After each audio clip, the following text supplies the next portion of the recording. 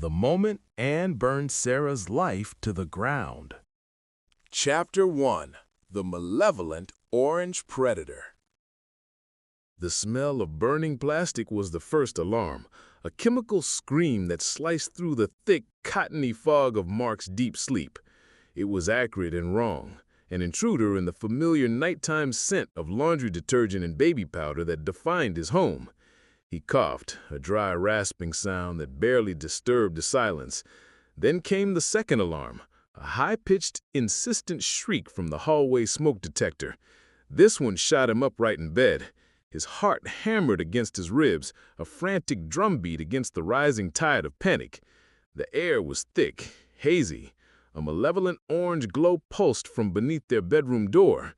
"Sarah," he mumbled, his hand slapping the empty space beside him. The sheets were cool. Right. Of course. Sarah was in Portland for her marketing conference, a weekend trip. He was on his own with the kids. The kids!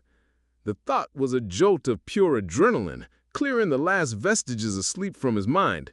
Leo, 7, Maya, 5, and Chloe, just 18 months old. Their rooms were down the hall, closer to the glow. He threw off the covers, his bare feet hitting the warm floorboards. Too warm. He scrambled to the door, pressing the back of his hand against the wood. It was hot, dangerously so. He didn't dare open it. The fire was in the hall. Panic gave way to a cold, razor-sharp clarity. The window. He wrenched it open, the cool night air a shocking relief against his sweat-slick skin. They were on the second floor, a 12-foot drop to the manicured lawn below. Too high for the kids. "Leo! Maya!" he bellowed, his voice raw with terror. "Wake up! Fire!" He could hear a faint, terrified crying from the other side of the wall. Maya. Leo was probably frozen, the way he got when he was scared. Chloe? Chloe wouldn't even understand. There was no time. The smoke was seeping under the door now, a gray, coiling serpent. He grabbed the heavy quilt from the bed, his mind racing, pulling on fragments of fire safety drills from his childhood. He shoved the quilt against the crack under the door, a futile gesture he knew wouldn't last long. The en-suite bathroom. It had a small window, but it faced the same side of the house. No escape there. He looked back at the main window, the big oak tree. Its thickest branch was maybe 6 feet away. A risky jump for him, impossible for the children. Then he saw it, leaning against the side of the garage, just visible in the flickering, hellish light, was the extension ladder he'd used last weekend to clean the gutters. He hadn't put it away. Laziness, Sarah had called it. Right now, it was their only hope.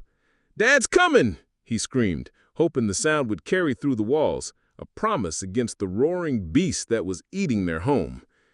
He ran back to the bathroom and pulled off his t-shirt, quickly ran it under water, then wrapped it around his mouth and nose.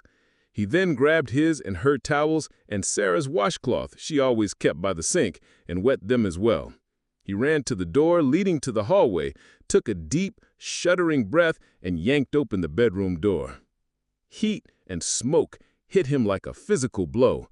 It was a living thing, a roaring, suffocating monster that clawed at his throat and stung his eyes. The hallway was a tunnel of orange and black. Flames licked up the wall from the base of the stairs, greedily consuming the family photos that lined the ascent. Leo's first t-ball game, Maya and a pink tutu, their wedding portrait. Memories turning to ash. He dropped to his hands and knees, the air marginally clearer near the floor. He crawled, his palms and knees scraping on the hardwood. Leo and Maya's room was the first door. It was closed. He fumbled with the knob, his fingers clumsy with panic. It was cool to the touch. He shoved it open. Smoke billowed in with him, but the room was still clear of flames. Leo was standing by the window, his small body silhouetted against the orange glow, staring. Maya was huddled in her bed, sobbing, her face buried in a mountain of stuffed animals. "Come on! Come on!" Mark gasped, his voice a hoarse whisper. He tied one of the towels over each of them to cover their mouth and nose. He grabbed Maya, hoisting her on his hip. She clung to him, her small arms a vice around his neck. "Leo, hold on to my hand! Now!" Leo snapped out of his trance, grabbed his father's hand, his own small one trembling. "The house is on fire," he said, his voice eerily calm. "I know, buddy. We're getting out." Chloe's room was next. Her door was slightly ajar. He kicked it open. The smoke was thicker here. The crib was against the far wall. He could hear her coughing, a wet, panic sound that tore at his soul. He sat Maya on the floor and put her hand in Leo's. "Hold her hand, Leo! Don't let go!" He stumbled to the crib and scooped up the baby. Chloe's face was red, her eyes streaming. He put the wet washcloth over her face and held her tight against his chest, her small body racked with shuddering coughs. He turned back, grabbing Leo's hand, and propelled his small, terrified family back towards his own room. It was the only way out. The journey back, a mere 15 feet, felt like miles. The fire had grown, a hungry predator consuming the very air they needed to breathe. He could hear the crackle and pop of wood, the groan of the house's bones. He pulled the children into his room, slammed the door, and stuffed the quilt back into the gap. "Okay," he panted, trying to project the calm he was nowhere near feeling. He set Chloe on the bed and moved to the window. "We're going to play a game, like superheroes." He ripped the curtains from the rod and began tying them together, his fingers working with a desperate speed. It wouldn't be strong enough. It was a gesture, something to do while his brain screamed. He looked back at the ladder. He had to get to it. "Leo!" he said, his voice low and firm. "I need you to be the bravest you've ever been. Can you do that for me?" Leo nodded, his eyes wide and dark in the flickering light. "Batman?" he whispered. "Exactly," Mark replied. "I need you to be Batman. I'm gonna climb out the window and get the ladder. You have to stay here with your sisters and keep them away from the door. Count to 60 for me. I'll be back before you're done. Okay?" "Okay, Dad."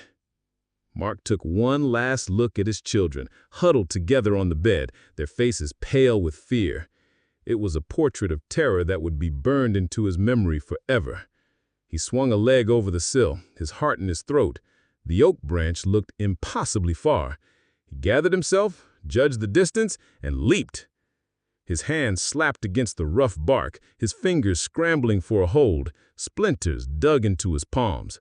For a terrifying second, he dangled, his feet kicking in the air. Then his fingers and arms found strength, and he hauled himself onto the branch, his muscles screaming in protest. He didn't pause. He shimmied down the trunk, his pajama pants tearing, his bare chest and feet scraping against the bark. He hit the ground and ran, his bare feet pounding on the cool, damp grass. The ladder felt impossibly heavy. He dragged it across the lawn, the aluminum legs gouging furrows in the perfect turf Sarah was so proud of. He positioned it under the window, extending it with shaking hands. "I'm here!" he yelled up. "Leo!" Leo's small face appeared in the window. "Dad!" "Okay, buddy, I'm coming up. You're going to come down first." He scrambled up the rungs, the heat from the side of the house washing over him. He reached the window and climbed inside. The room was almost entirely filled with smoke now. The door was beginning to blacken and blister. He grabbed Leo first. "Hold on to me, then hold on to the ladder. Don't look down. Just look at me." He guided him out, his small hands gripping the rungs with white-knuckled intensity. Mark watched him climb down, step by agonizing step, until Leo's feet touched the ground. "Run to Mr. Henderson's house," he commanded, pointing to their neighbor's brightly lit porch. "Bang on the door! Yell for help!" Leo, without a word, ran. Mark was back to the bed where his daughter sat crying. He bundled a whimpering Chloe into a blanket and carried her down, her face buried in the shoulder. He passed her to Leo, who had returned, a small, resolute soldier. Then Maya. She was hysterical, screaming and kicking. He had to practically carry her dead weight down the ladder, his arms trembling with exhaustion. As her feet touched the grass, a section of the roof above their bedroom collapsed with a deafening roar, sending a shower of sparks and embers into the night sky. He herded them across the lawn, away from the inferno that had been their life. Neighbors were spilling out of their homes now, their faces a mixture of horror and pity. Someone wrapped a blanket around his shoulders. Mrs. Henderson took the children, leading them towards their warm, safe house. Mark stood on the wet grass, shivering, though the heat from the fire was intense. He watched the flames gut his home, devouring his possessions, his security, his past. He had nothing left but the wet t-shirt and torn pajama pants he was wearing, and his three precious, terrified children huddled inside their neighbor's house, staring out the window watching their childhood home burning. His phone was gone, melted inside the house. He needed to call Sarah. She would be sick with worry. He needed to hear her voice, to tell her they were alive. In that moment, watching his world burn, the thought of his wife, safe and sound in a distant hotel, was the only anchor he had. He couldn't wait for her to come home. Chapter 2. The Fire Interpreter. Chief Fire Inspector Maria Reyes had a nose for arson. It was a peculiar talent, one that came from 15 years of sifting through the charred skeletons of people's lives. A fire had a language, and she was a fluent interpreter. It told stories in the V patterns on the walls, the depth of char on the floorboards, and the spectral, melted shapes of household objects.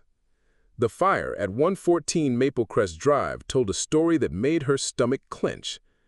By morning, after the blaze had finally been put out, the scene was a blackened, skeletal ruin, cordoned off by yellow tape. The air still smelled of wet ash and sorrow. Mark stood outside the tape with his father, David, his face a gray mask of exhaustion. He had answered their questions dutifully, his voice hollow, his eyes fixed on the wreck of what used to be his home.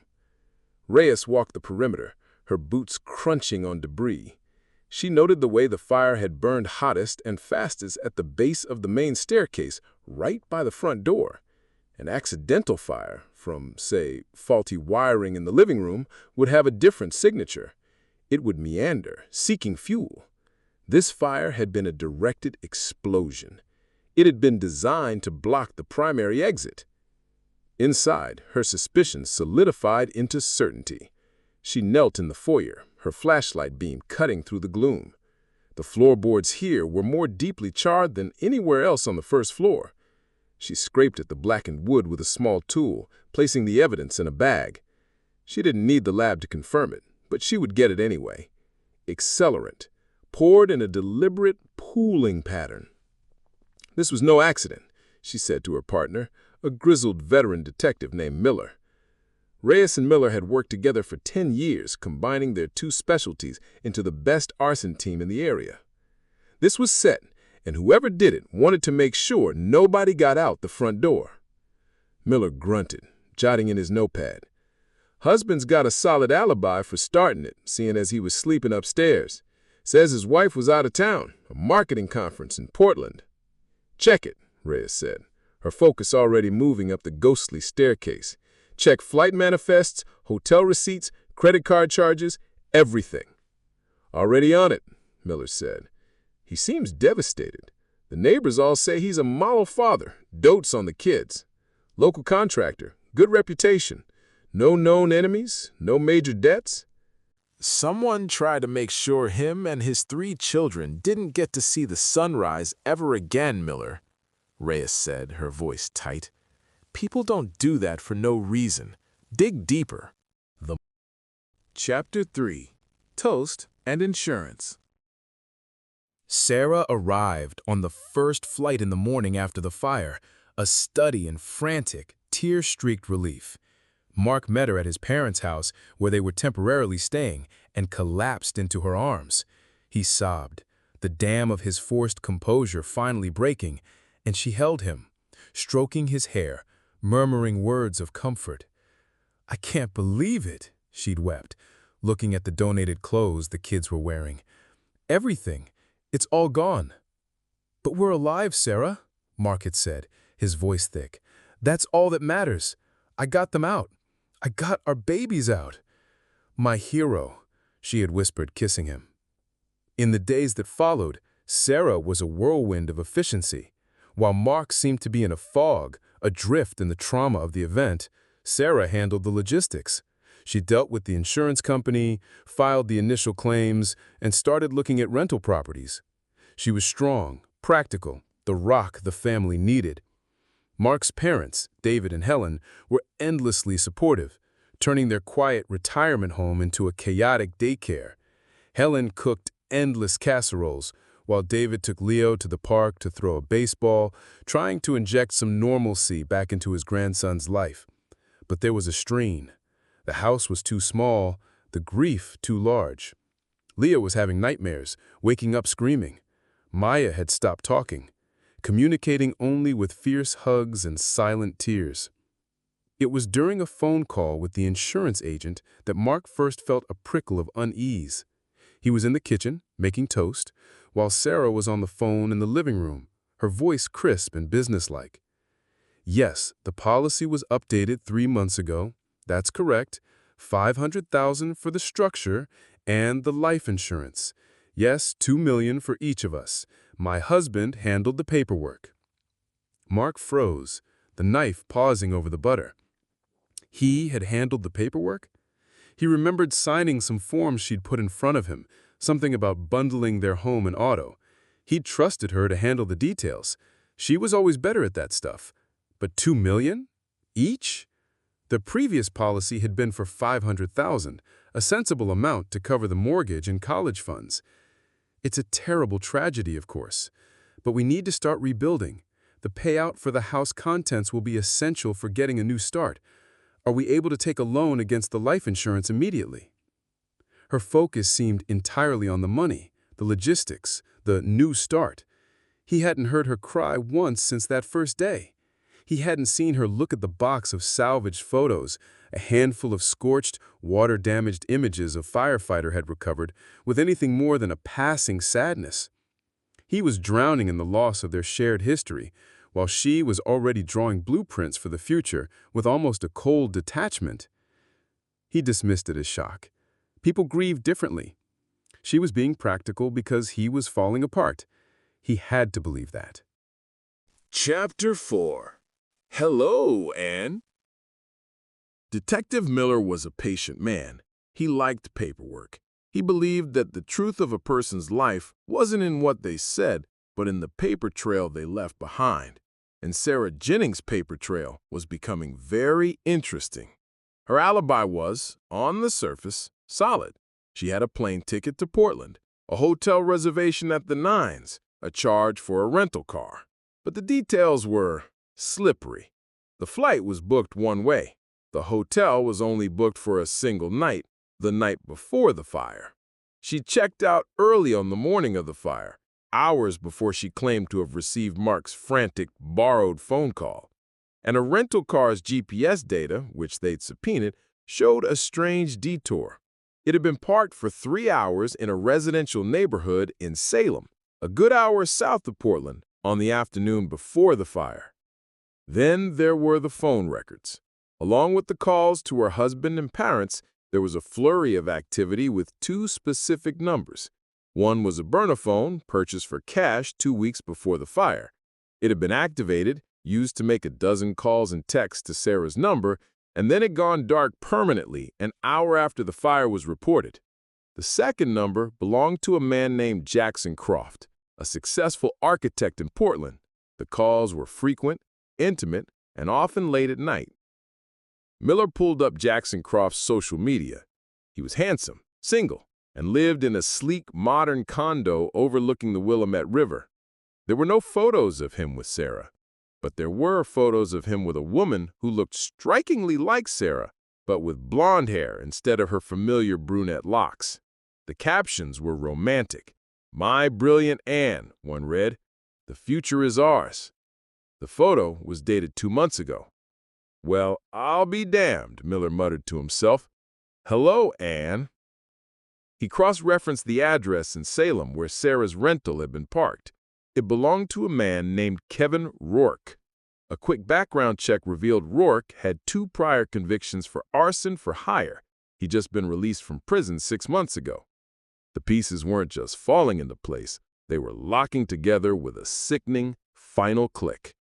Miller felt the cold knot of anger in his gut. He looked at the family photo on his desk. Mark, Sarah, and their 3 smiling children, taken at a pumpkin patch last fall. The perfect suburban family. A complete and utter lie. He picked up the phone and called Reyes. He said, "We need to bring her in, and we need to find a guy named Kevin Rourke." Chapter 5. Wallet, keys, lipstick, and a second phone. The second prickle of unease for Mark was sharper, more painful. It came a week after the fire. They were in a sterile, beige-colored rental house that smelled of new paint and air freshener. It was a house, not a home. The kids' donated toys were scattered on the floor, but they lay untouched.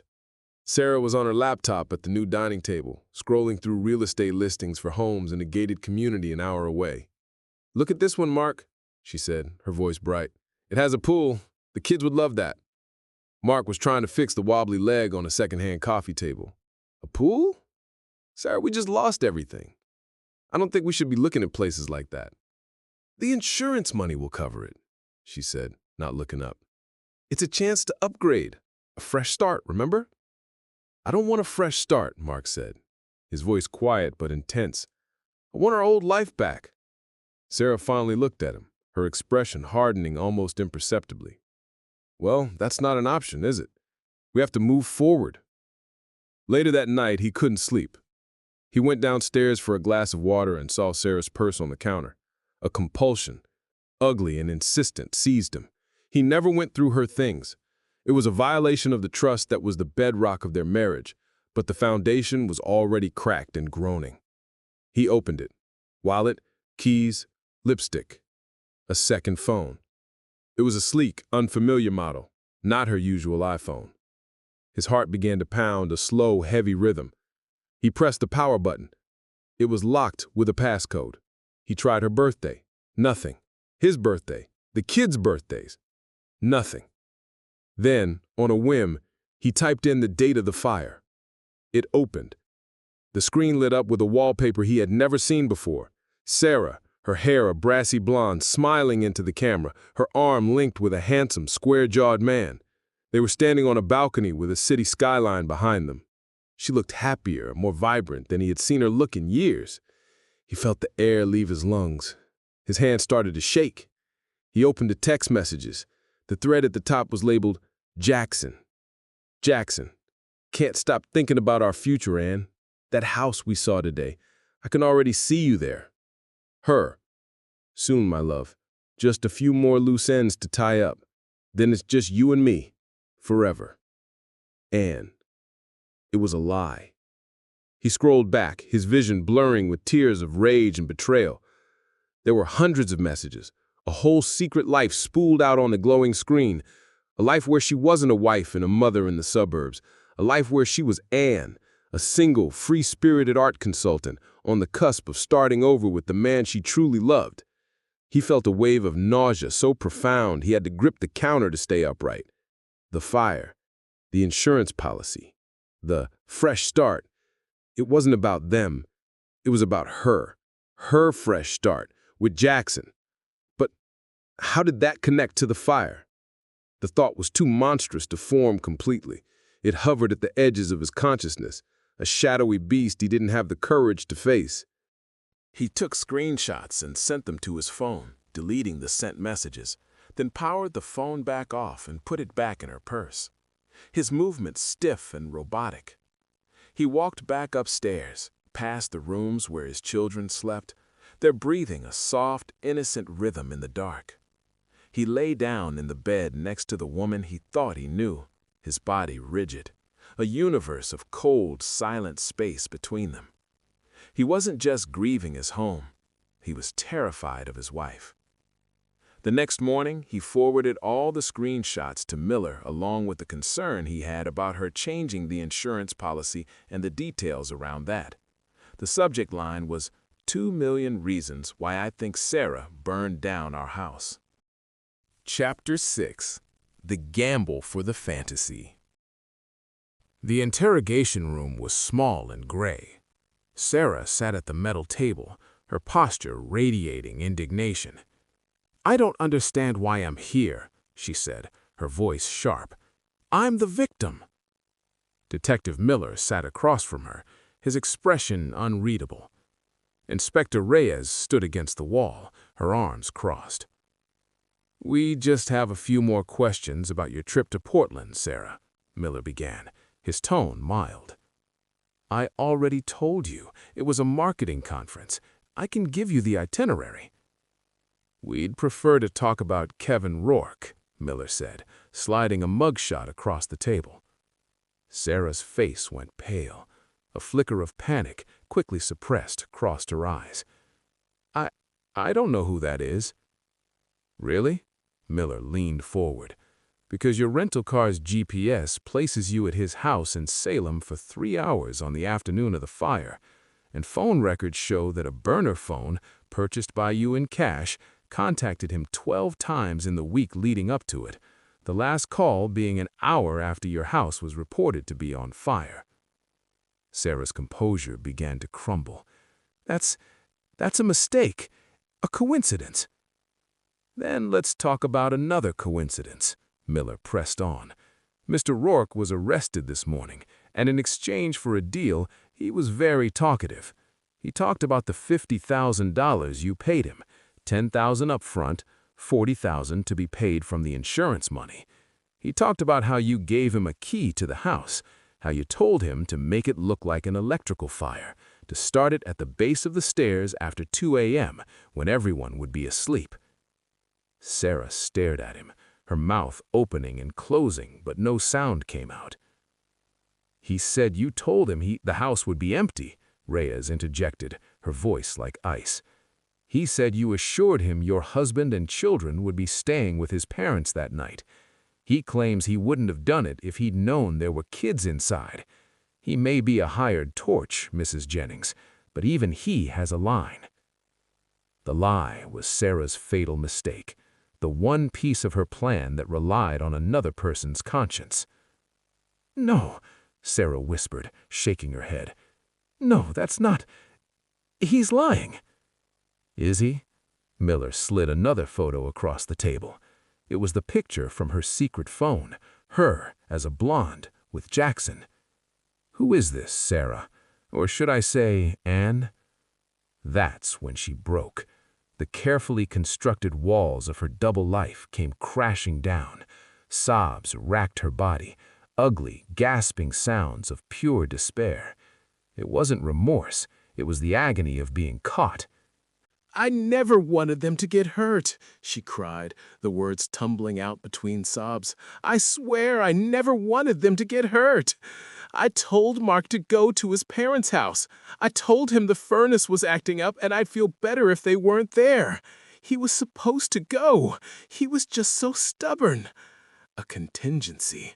A way for her to claim, if only to herself, that she hadn't tried to free herself from her family permanently. I just wanted to start over," she wept. "I was so tired of being a mom, of being a wife, of packing lunches and wiping noses. I felt like I was disappearing. Jackson, he saw me, the real me. To not have to compete with my children for Mark's attention. I just wanted a different life. The money was for us, to start over. I just wanted the house gone, the life gone, not them." Her confession hung in the sterile air, a testament to a selfishness so profound it was almost incomprehensible. She had gambled with the lives of her husband and 3 small children for a fantasy, for a man who didn't even know her real name. Chapter 7. Fractured Heart. Telling Mark was the hardest thing Detective Miller had ever had to do in his career. He and Reyes went to the rental house. They sat Mark down at the dining table where his wife had planned her new life. He listened, his face impassive, as they laid out the facts, the hired arsonist and the lie she told the torch about the house being empty. When Miller was finished, Mark was silent for a long time. He stared at the wall, at a spot where a family photo should have been. The expression on his face was not one of anger or sadness. It was one of complete and utter annihilation. The man who had survived the fire was gone, and in his place was a hollowed-out shell. "She was worried about the furnace," he said, his voice a dead monotone. "She told me to take the kids to my parents' house for the weekend." "We know, Mr. Jennings," Reyes said softly. "I told her she was overreacting, that everything was fine." He finally looked at them, and his eyes were dark voids of unimaginable pain. "I saved them. I ran through fire and saved my children from a fire their own mother paid to have set." He stood up, walked to the sink, and was violently, wretchedly sick. He had had his suspicions, but having the detective putting the pieces of the puzzle together to show the final picture was too much to handle. It wasn't his imagination or overreaction to the grief and trauma of the fire. It was truth. The fallout was a slow, agonizing demolition. Sarah's arrest and mugshot played in the local news. The story was a sensation. The soccer mom who tried to incinerate her family for love and money. The police had to inform Jackson Croft. He was horrified, disgusted. He had been in love with Anne, a vibrant, independent woman. To find out she was Sarah, a married mother who had orchestrated such a monstrous crime, shattered his reality. He cooperated fully, another victim of her web of deceit. For Mark, the world turned gray. The betrayal was absolute, a poison that tainted every memory. Every "I love you," every shared smile, every family vacation was now recast as a lie, a performance. He had been a prop in her life, an obstacle to be removed. His parents, David and Helen, were his anchors in the storm. They moved into the rental house, their quiet retirement shattered. Helen cared for the children with a fierce grandmotherly love, shielding them from the whispers in the darkness that now clung to their name. David simply sat with Mark in the evenings, a silent, steady presence in the face of unspeakable grief. The hardest part was the children. Leo, old enough to understand fragments, old enough to see the news, grew quiet and withdrawn. He stopped asking when Mommy was coming home. One evening, about a month after Sarah's arrest, Leo came to Mark as he was sitting on the back porch, staring into the dark. "Dad?" Leo's voice was small. "Did Mommy start the fire?" Mark's heart fractured. He pulled his son onto his lap, holding him tight. He had been dreading this, rehearsing 100 different ways to explain the inexplicable. In the end, he chose a simple, painful truth. "Mommy is very sick in her head, buddy," he said, his voice thick with unshed tears. "She did something very, very bad. She made a terrible mistake that hurt a lot of people. And now she has to go away for a long time so she can't hurt anyone else." "She didn't want us to have our house anymore?" Leo asked, his small face pressed into his father's chest. "No, I guess she didn't. But you saved us. You were Superman." Mark held his son and cried, for the innocence that had been stolen, for the family that had been destroyed, and for the long, uncertain road that lay ahead. Chapter 8. The Sun Would Rise Again. 1 year later, the rental house was gone. Mark had filed for divorce, in which Sarah didn't contest and had relinquished all joined assets and her parental rights. Having Sarah removed from their assets, which included any claim to the insurance payout, Mark had found a beautiful 4-bedroom house with a mother-in-law suite on the other side of town. It wasn't perfect. His parents moved into the mother-in-law suite to continue to help with the children. The house had a big fenced-in yard, so he surprised the kids with a golden retriever that Maya had named Princess Floofy. Mark's friend was dating a lovely lady who trained various service and therapy dogs, so she helped him train Princess Floofy to support them in their healing journey. Mark was working again, taking on smaller contracting jobs he could manage while still being home every day when Leo got off the school bus. Jackson reached out to apologize for his unwitting part in Sarah's destruction. He told Mark that he sent a check to him. He wanted to make sure that Mark could continue to provide for his children and to either invest it in their college fund or his business. Either way, although he didn't know Sarah was married or a mother, he still felt partially responsible. When Mark tried to protest, Jackson said, "This was the money I had saved to use as a down payment on the house I was going to buy for Anne. I cannot stomach the money being in my account knowing it is tainted. When I saw your family picture in the news, I knew that this was the right thing to do." Mark reluctantly accepted the check and used it to hire more workers in order to take on bigger jobs, but allow him to continue to be a present father. Although his parents lived there and were a huge help, he was the only parent his kids had left. Sarah had taken a plea bargain, life in prison with the possibility of parole in 30 years. Mark had attended the sentencing, not for closure, but as a silent witness to the end of a chapter. He had looked at her across the courtroom and felt nothing. Not love, not hate, just a vast, empty distance.